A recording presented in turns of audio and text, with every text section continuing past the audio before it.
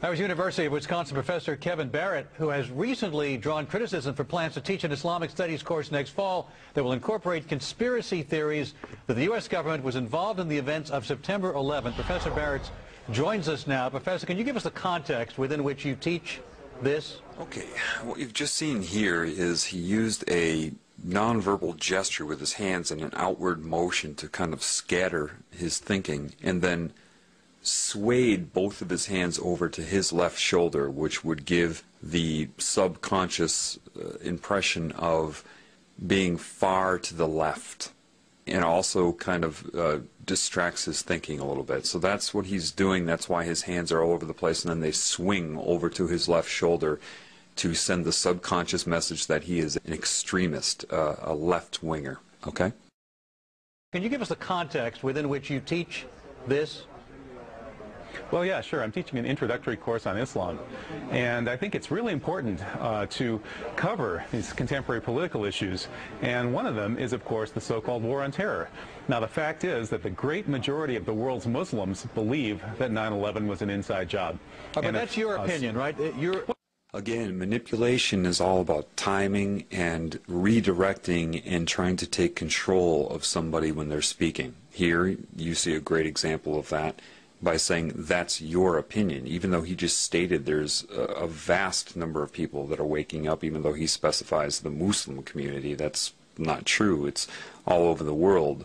So the journalist's responsibility to misdirect his thinking and to mislead you is to follow up and say, but that's your opinion, even though he stated that it wasn't just his opinion. But it doesn't matter, because people believe what they hear from newscasters. They take in the barrage of words, and the newscaster here understands that. So if he says that, he plants that seed. Now, the fact is that the great majority of the world's Muslims believe that 9/11 was an inside job. Oh, but that's your opinion, right? That's your opinion that there was an inside job. Well, after studying the evidence pretty intensively for 2.5 years, I am convinced that 9/11 was, in fact, an inside job. And are students required to regurgitate that in some way in order to do well in your class? Again, more manipulation. I'm sure you caught that. Even though this very system of the world creates people to regurgitate, they will often accuse people of doing the things that they do.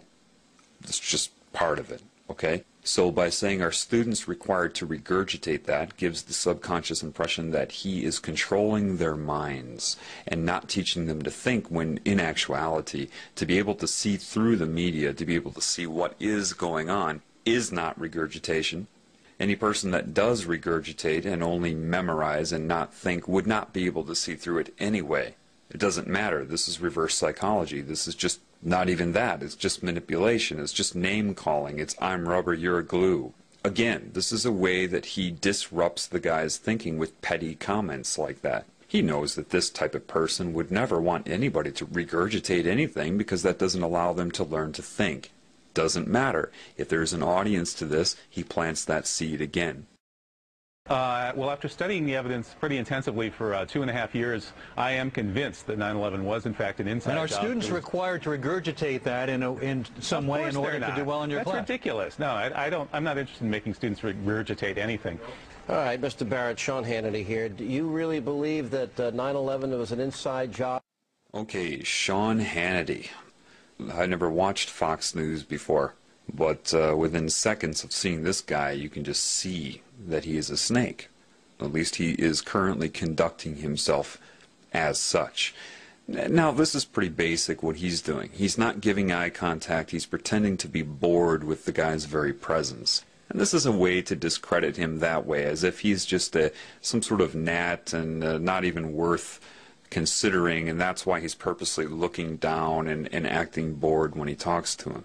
Secondly, he uses the word believe. Do you really believe? To believe is not to know, and that's why he's stressing that. And again, you're going to start to see extreme manipulation from this Mr. Hannity. All right, Mr. Barrett, Sean Hannity here. Do you really believe that 9/11 was an inside job, not just 9/11, but Madrid and Bali and the Zakawi operation? Well, you know, actually... hang on a second. Okay.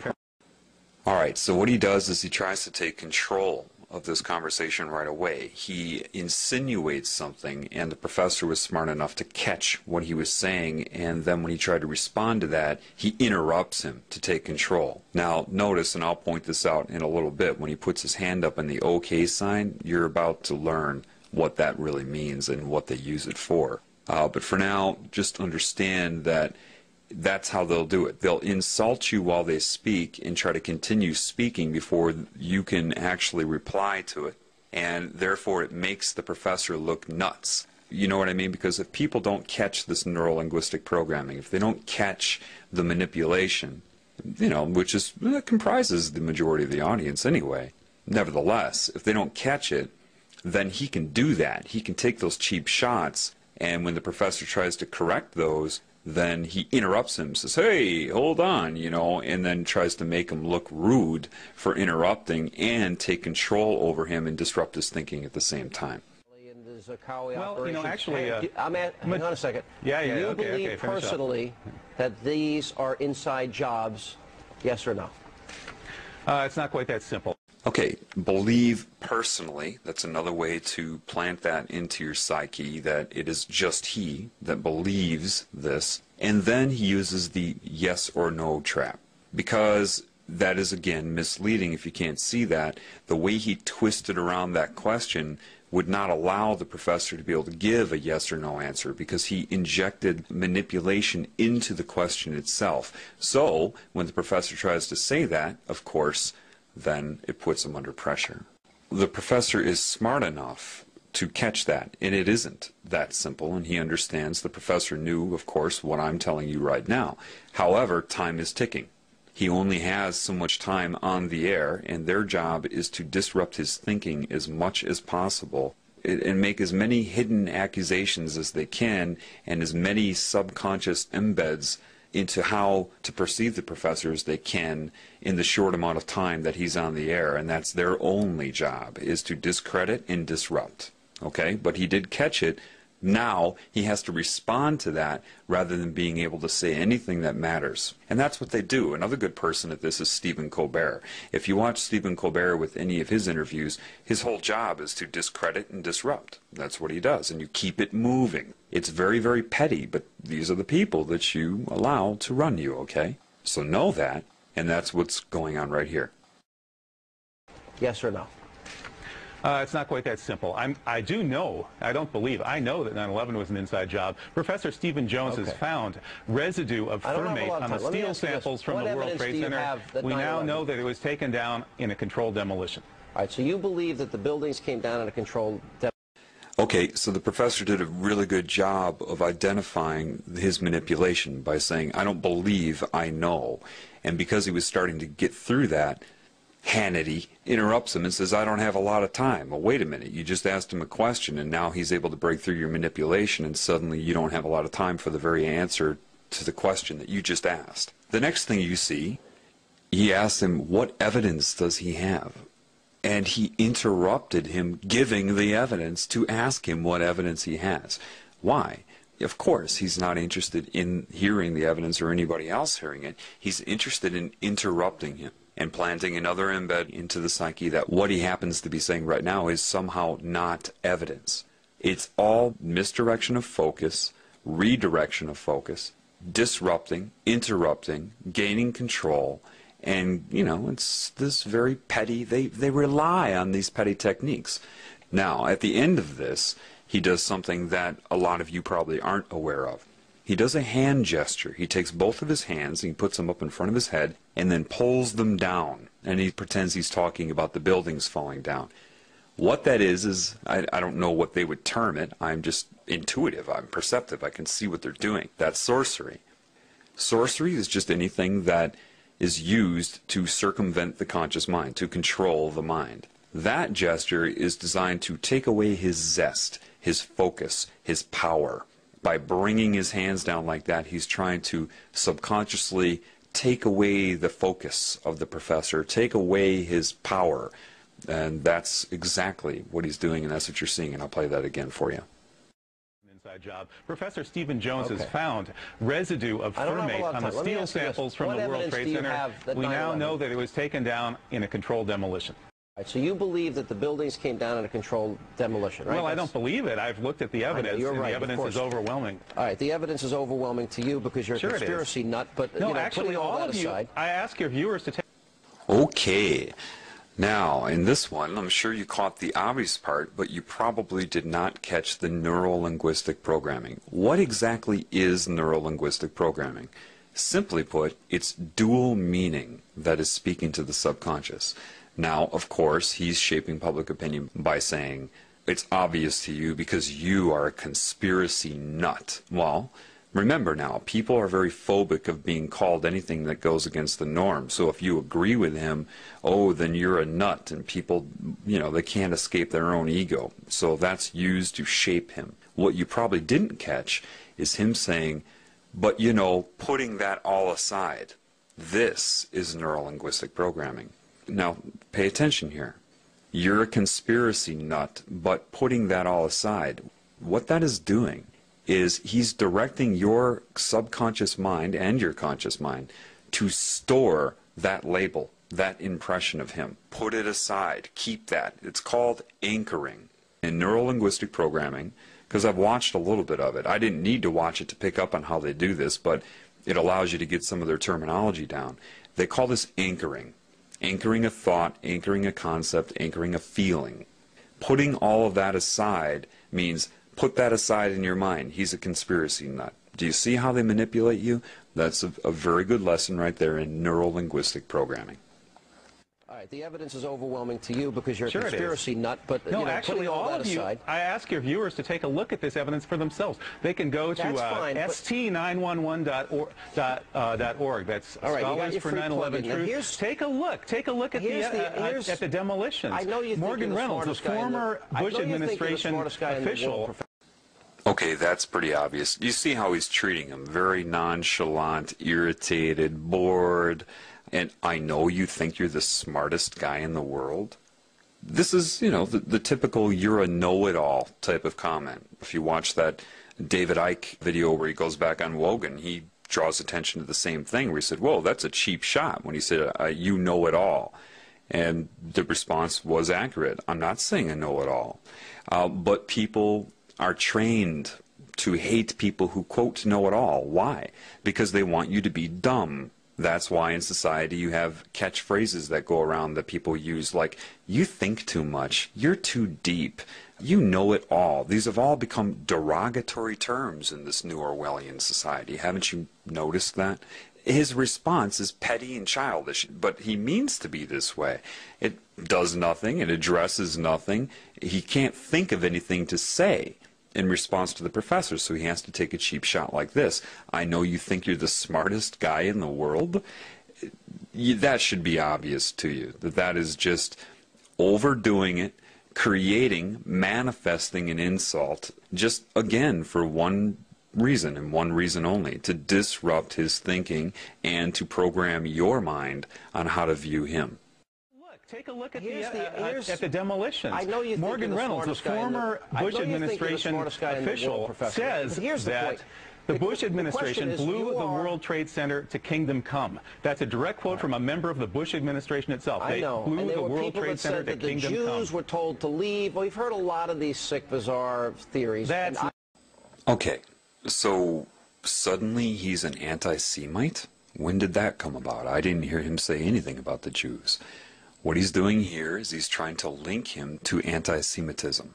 That's what they want to do. Now, anybody that's really trying to speak the truth in this world has no interest in focusing on a group or even an individual.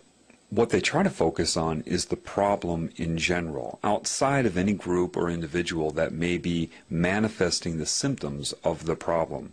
But again, what he's trying to do here is, in your mind, link the professor to being part of a hate group, someone that's going to target a group or an individual and make you link the terms sick and bizarre to the professor.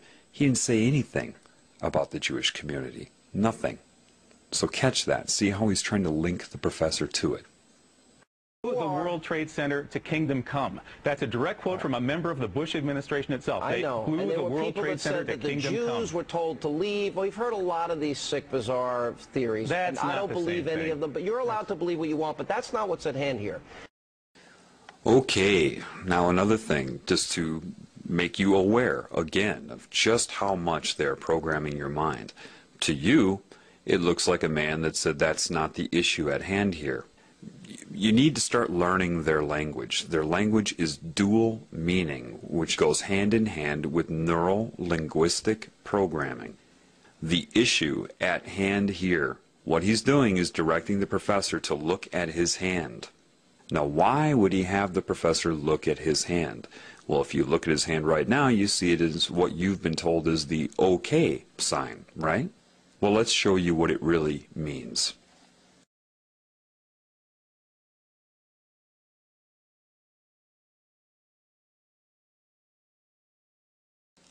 The OK symbol, as you see right here, means 666.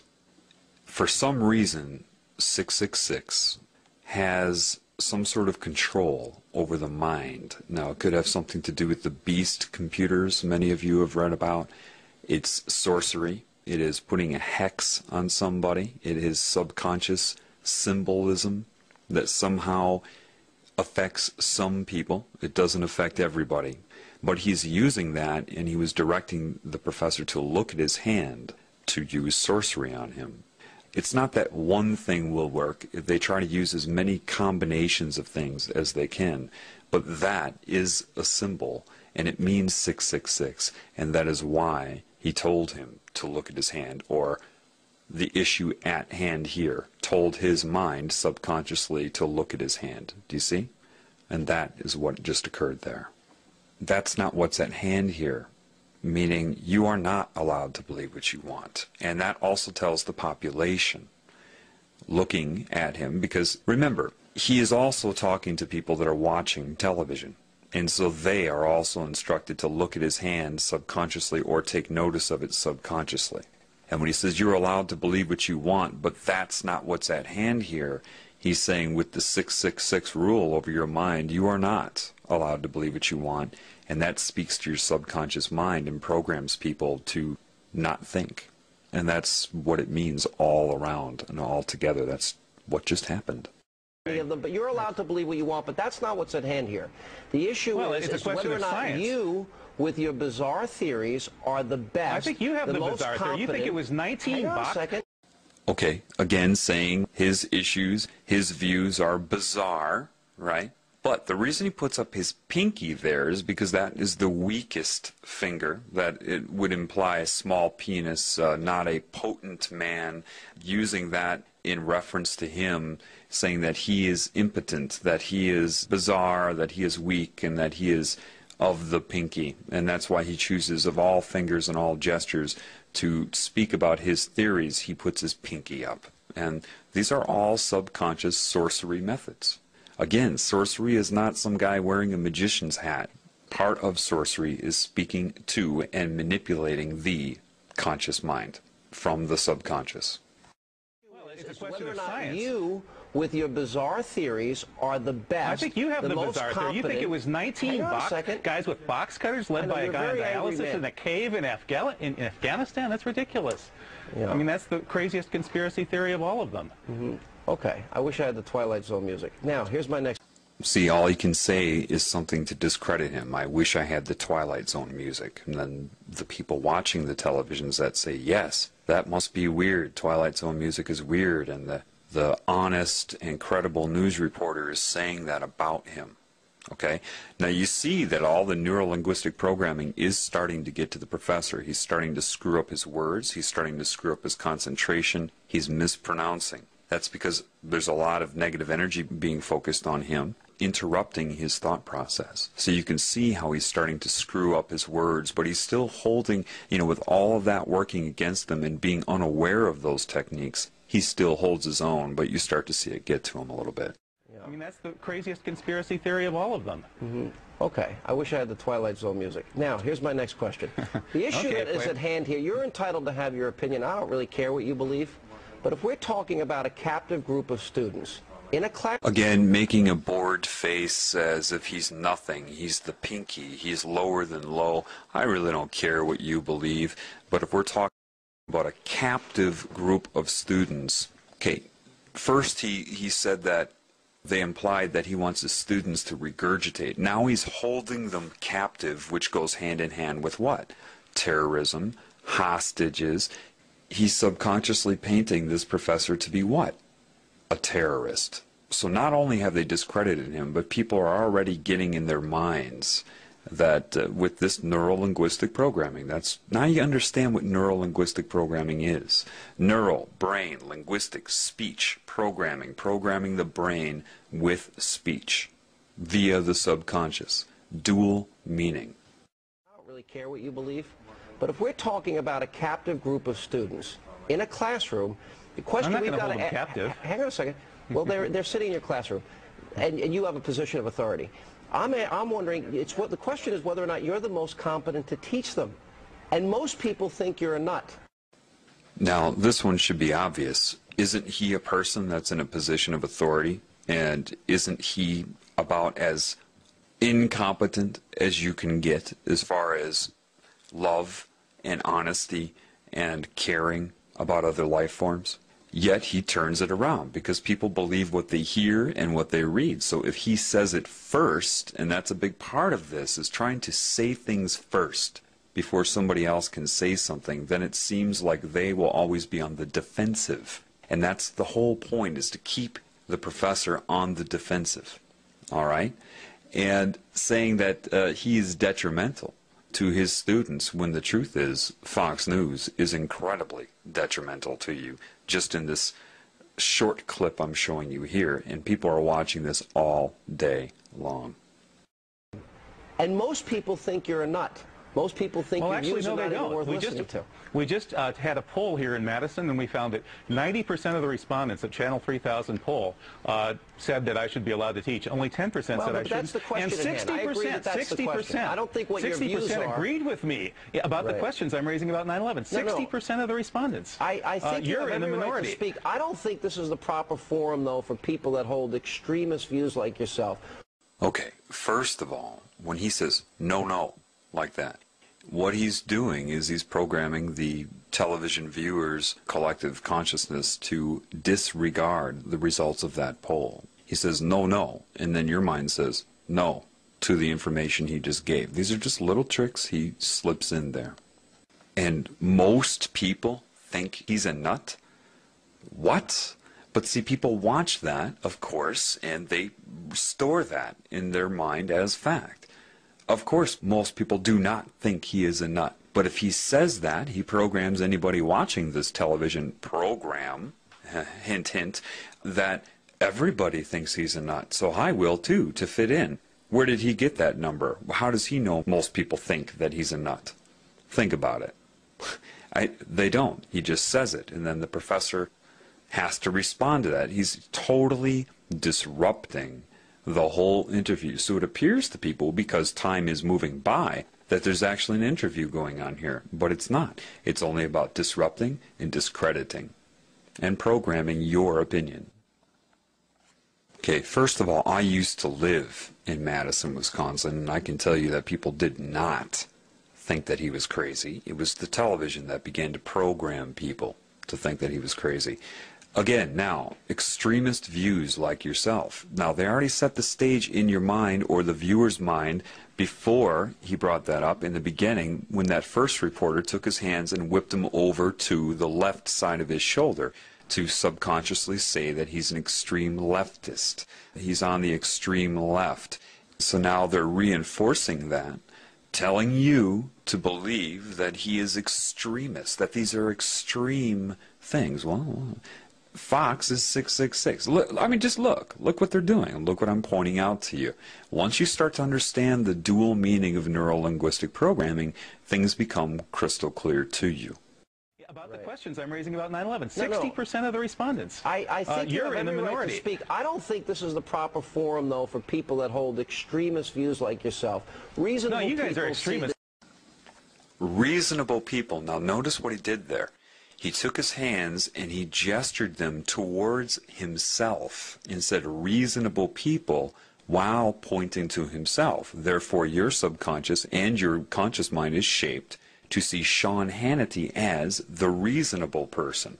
They're always using gestures against you in coordination with dual meaning in things they say and direct meaning. So again, reasonable people, all he has to do is point to himself, and that's a subtle, nonverbal gesture to make you associate being reasonable with Sean Hannity's point of view. He's programming your mind. So now after you have associated being reasonable with Sean Hannity, and when he says people think, he points out or opens his hand, so you are to think. See, reasonable people, he points to himself and then opens it up to you, think, you shouldn't be allowed to teach this class. We can do a better job. People will be programmed by that. Reasonable no, you guys people are extremists. see that Fox you are News is the biggest bunch of extremists on the planet. But reasonable people see you as an extremist, and I don't think you're the most appropriate guy to teach that class. My guess I don't think you're the most appropriate guy to be on the airwaves spewing your venom. And the professor got it right. You can see the look on his face. He says, spewing your venom. That's exactly what he's doing. The problem is that you can't get all of this out in an interview. For example, say I was on an interview like this. They would be doing all the same things to me. All I would be doing is calling attention to everything he's doing, and then he would sit there and argue with me. Nothing would ever get discussed. This is how they take advantage of people. Look how long it's taken me. Do you know this clip is only like 2 minutes long, normally? But just to describe 2 very short minutes of media to you, look how long this is taking.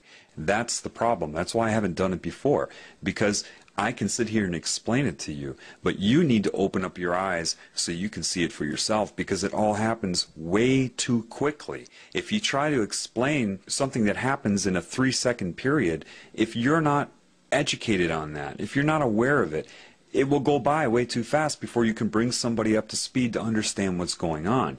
This is why I had to break it down for you, but I still can't do this with everything I see, because this is everywhere. This is common. This is always going on. And it just, you need to educate yourself, but you need to become aware.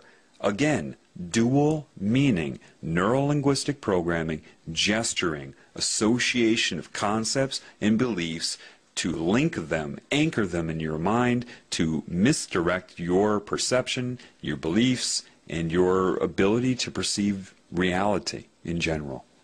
Class, my guess I don't think you're the most appropriate guy to be on the airwaves spewing your venom throughout this country.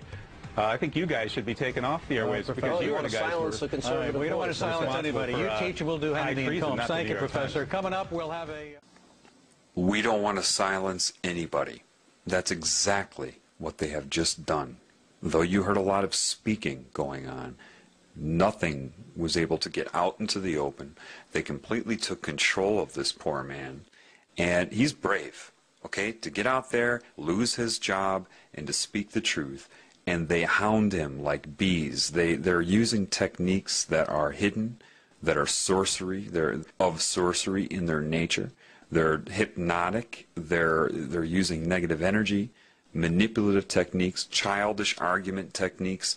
And so you've seen a lot of talking, but nothing got out into the open. And you see how nervous they made him. Why? Because he had to keep dealing with their techniques, and he couldn't express the truth. And this is how anybody who tries to get on the media to speak the truth is manipulated, and that's why most don't even bother. They don't bother because they would just get into an argument. I mean, what's the point? The expert that I've seen at this is Stephen Colbert. He was one of the biggest disinformation agents out there. He'll get somebody in for an interview and just completely distract, disrupt, discredit, and there is no interview. That's what I call Stephen Colbert's interviews. They're not interviews. They're Stephen Colbert using techniques to distract and discombobulate, basically. So this is why you don't get the truth in the media. Even if people do get a chance at airtime, they will be interrupted, misdirected, hypnotic suggestions to the audience that are watching it. You just can't. People that know the truth won't even try. They won't even try to go on the mainstream media, and people that do, it ends up like this. So until that is addressed, then nothing will ever be told on mainstream media. But what you can learn from this, don't watch TV. Okay? I hope this helps.